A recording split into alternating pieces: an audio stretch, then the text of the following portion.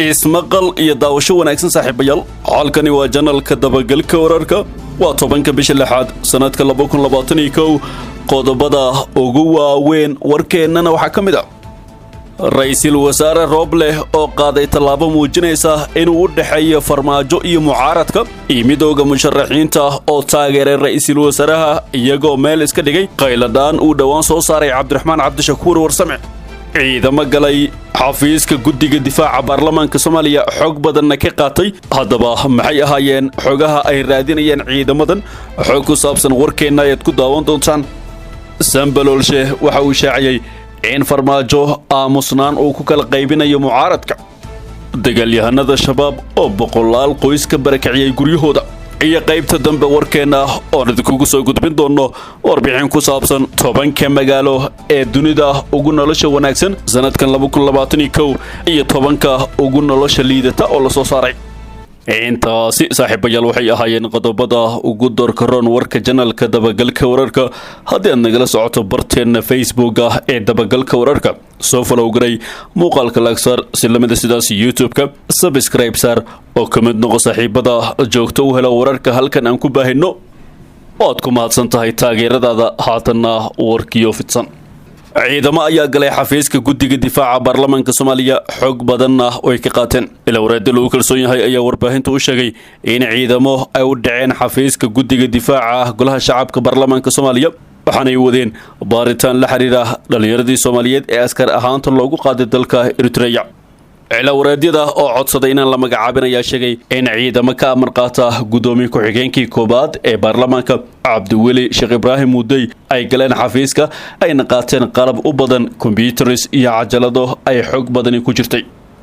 xubnaha aan la hadalnay ayaa intaas ku daray in xogta la qaatay ay ka mid tahay baaritaan la xiriira askarta ay dawladda geysay dalka Eritrea iyo kaydkii guddiga difaaca ee 8 sano ee la soo dhaafay macaada sababta loo beegsaday xafiiska guddiga hayeeshe waxa sida muuqata ay u badan tahay mid loogu hortagayo baaritaanka la xiriira askarta Soomaaliyeed ee la geeyay Eritrea oo arinteeda ay aad kaga sii darayso maalinta ka dambaysa ciidamadan oo dalka ka maqan muddo ka badan 2 sano ayaan weli war rasmi laga hayn xaaladooda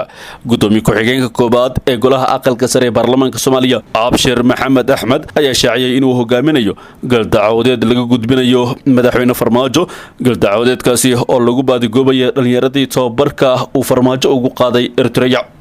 dawladda waqtigeeda uu dhamaaday ee hoggaanka u hayay Farmaajo ayaa gabi ahaanba waxay iska indhasaabtay baaqiyo kala duwan oo ka soo yaray qaar ka mid ah golayaasha dawladda iyo cabashooyin dhowr ah oo ay jeediyeen waalidiinta dhalinyaradaasi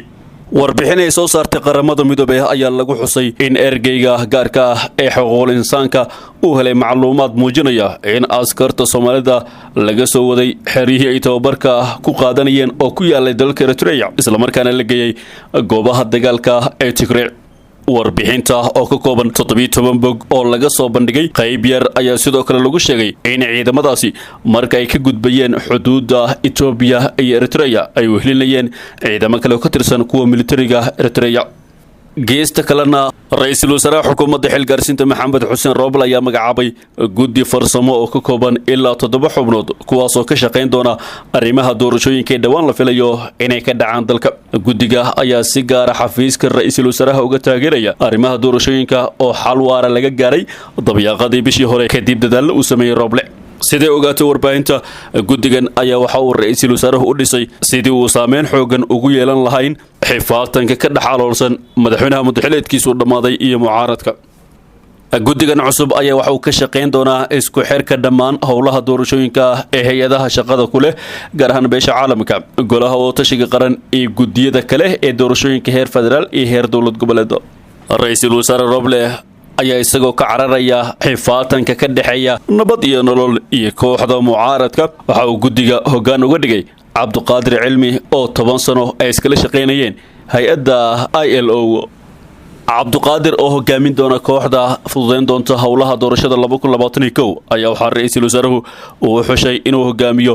qof aan sarihiisa la wadaagin kooxaha siyaasadda ku hardamaya oo kasbado kalsoonida dhinacyada kala duwan ee beesha caalamka sida xubno u dhow ra'iisul wasaaraha ay sheegeen magacaabista guddiga farsamada ee doorashada ayaa timid kadib markii jahwareer uu ka dhashay qaabka uu Roble u maareynayo mas'uuliyadda loo igmaday ee qabashada doorasho loo dhan yahay. Madaxa guddiga farsamada Cabdiqaadir oo loo yaqaano Cabdul waxa ku lamaanan Cumar Cabdulla Dhagay oo isaguna ah qabiir arrimaha doorashada horena u ahaa gudoomiyihii guddigii doorashada ee 2016. tallaabada uu qaaday Roble ayaa hordhac u ah qorshaha kalsooni dhiska saamiliyada siyaasadda iyo waliba xoojinta wada shaqeynta beesha caalamka oo xukuumadda u ballan qaaday inay ka taageerayso arrimaha doorashooyinka. Ra'iisul Wasaare Roble ayaa xilligan xoogga saaraya inuu ka baaqsado in saameyn uu ku yeesho hardanka madaxda sare ee dowladda iyo mucaaradka isla markaana qorshaha doorashada uu sidiisa u socdo iyagoo dhinacyadaasi aysan faragelin ku yeelan. dhanka kale midowga musharaxiinta si rasmi ah ayay u soo dhaweeyeen shaqada hordhaca ah oo ay qabteen guddiga xaqiiq raadinta ah ee uu magacaabay Ra'iisul Wasaare Roble kuwaas oo loo xilsaaray kala shaandhaynta xubnaha dacwadda laga keenay ee guddiyada doorashada heer federaal iyo heer dowlad goboleed. Guddigaasi ayaa go'aamiyay in 34 xubnood laga saaro guddiyada doorashada ha yeeshee waxay ka tageen 33 xubnood oo kale oo ka mid ahaa 67 xubnood ee cabashada ay ka keeneen midowga musharaxiinta. qoraal ka soo baxay golaha midowga musharaxiinta ayaa lagu sheegay in goluhu uu si taxadar leh u soo dhaweynayo shaqada hordhaca ah oo ay qabteen guddigaasi balse waxay soo jeediyeen dalab cusub. golaha midowga musharaxiintu waxay soo dhaweynayaan dadaalada dhaqangelinta heshiiska doorashada 27 bishii Maajo lagu gaaray magaalada Muqdisho ee uu hogaaminayay Ra'iisul Wasaare Maxamed Xuseen Roble ayaa lagu yiri qoraalka. golaha ayaa dalbaday in guddiga xaqiiq raadinta uu si daahfuran oo madax banaan u soo bandhigo habraaca iyo hanaanka loo maray kala shaandhaynta xubnaha guddiyada doorashada heer federaal iyo heer dowlad goboleed. sidoo kale waxa uu golaha midowga musharaxiinta dalbaday in magacaabista xubnaha cusub ee guddiyada doorashada ay noqdaan kuwa loo maray habraac iyo hanaan daahfuran oo ku saleysan heshiisyadii doorashooyinka. dhinaca kalena Sambalolshe waxa uu sheegay xeelad farmaajo uu ku kala qaybiyay mucaaradka. taliyii hore ee hay'adda nabad sugidda Cabdullaahi Maxamed Cali Sambalolshe ayaa sheegay in madaxweynaha muddaxileedkiisu u dhamaaday Maxamed Cabdullaahi Farmaajo uu ka shaqeeyay in dhaxdooda ay isku soo jeestaan xubnihii mucaaradka ah ee sida wadajirka uga soo horjeestay nidaamkii Farmaajo.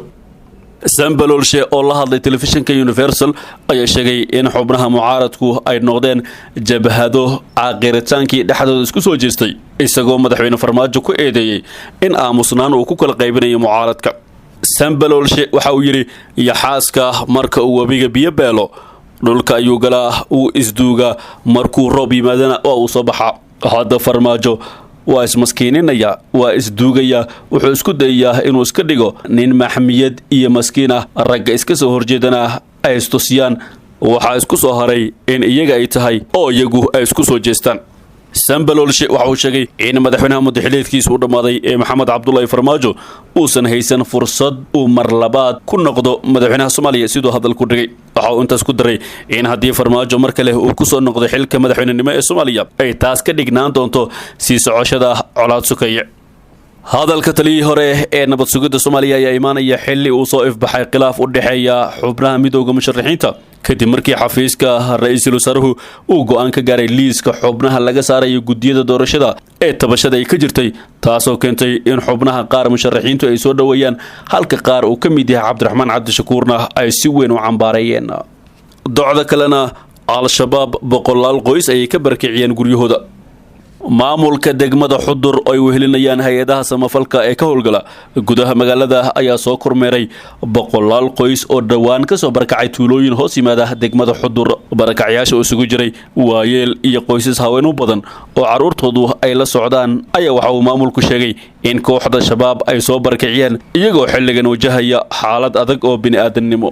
maamulka degmada iyo hay'adaha ayaa kormeerkaasi kadib warbaahinta u sheegay in qoysaskaasi ay wajahayaan biyo la'aan iyo raashin la'aan xoog leh waxaana barakacayaasha ay isugu jiraan beeraley xoolo dhaqato iyo dad ku shaqaysanayay xirfad muruqmaala.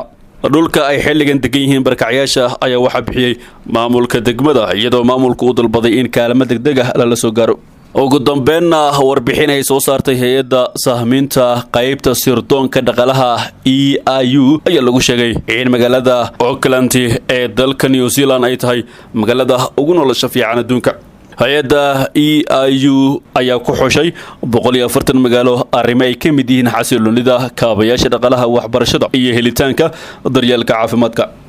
hase yeeshee soo saarista liiskan sanadkan waxaa saameyn weyn ku yeeshay cudurka COVID-19 sida ay magaalooyin badan ula tacaaleen waxaana sanadkan hoos u dhacay darajooyinkii magaalooyinka Yurub halka kuwa Australia, Japan iyo New Zealand ay kor u kaceen darajooyinkooda wadamadaasi jasiiradaha leh ayaa waxa si dhaqsalay kaga jawaabeen faafitaanka cudurka coronavirus waxaana awood u yeesheen inay yareeyaan kiisaska isla markaana ay dabciyaan xanibaadaha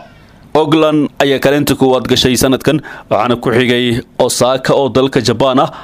Adelaide oo Australia ah Wellington oo ku taala New Zealand iyo Tokyo oo Japan ah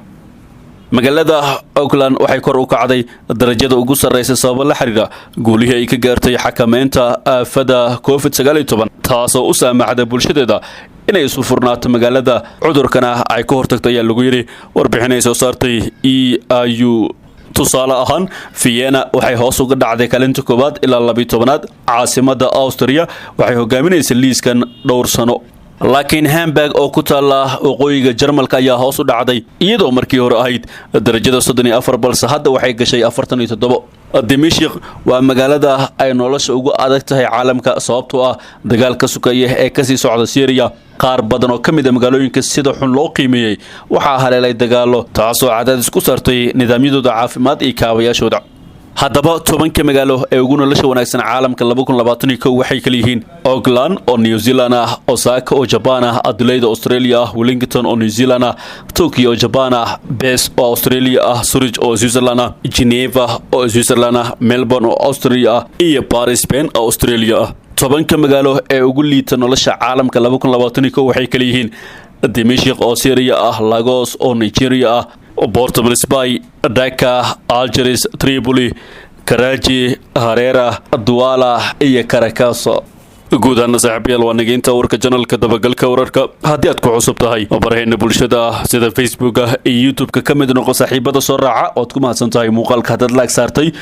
mid ka xiga warkan intaan ku kulmi doono nabadgelyo